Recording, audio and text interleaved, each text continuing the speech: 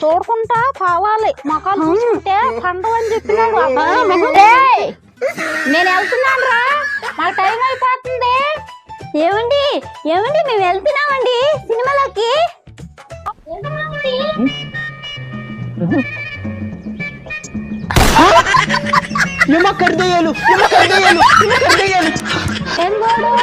మనల్ని చూసి ఖరీదయ్యాలనే వెళ్ళిపోయినాడు. ఏంటి అత్తమ్మ ఈయన మనం చూసి దెయ్యాలని వేస్తున్నారు?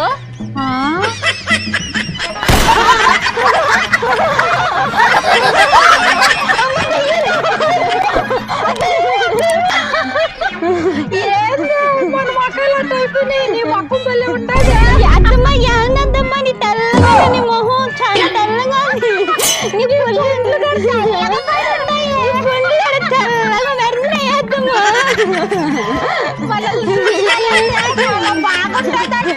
అవునత్తమ్మ సినిమా కూడా తెల్లగా ఉందా అంటే అంటే అత్తమ్మ. కాదే ఎర్రు మొక్కందానా ఓడికి మనం అన్నం వండేలేదని కడుపులో పెట్టుకొని ఇలాగా తెచ్చి పూసేసాడు. మన ఓడు మనకి దుబాయ్ నుంచి చెప్పిస్తున్నాను అన్నాడు. అప్పుడు కానీ నేను నమ్మలేకపోయినానే.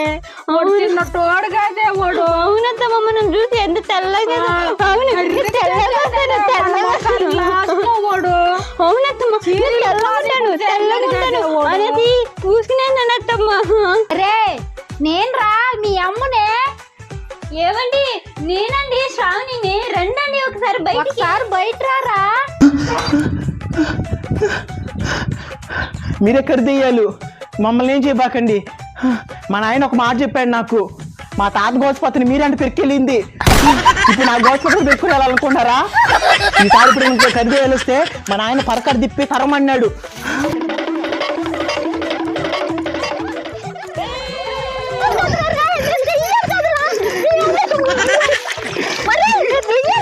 చల్లంగా అవుతారా శ్రావణి?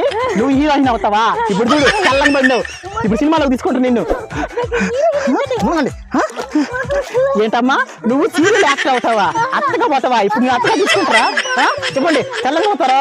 పని నుంచి వస్తే నాకు అన్నం ఎదురు పిలిస్తే మీరేమంటే సినిమాలకు పోవాలి సీరియల్లోకి పోవాలి అని మీరు అంటారా? ఇప్పుడు తెల్లగయ్యారా? ఇంకొకసారి అన్నం వడ్డిస్తారు నాకు. ఇంకొకసారి కానీ సీరియల్ పోవాలి అక్కడ పోవాలి ఇక్కడ పోవాలని చెప్పారనుకో జీవితంతో కర్రీ మొహాలు చేపిచ్చేస్తాను. వద్దండి నాకు బ్యాక్ పీ వద్దండి. నాకు బ్యాక్ పీ వద్దు.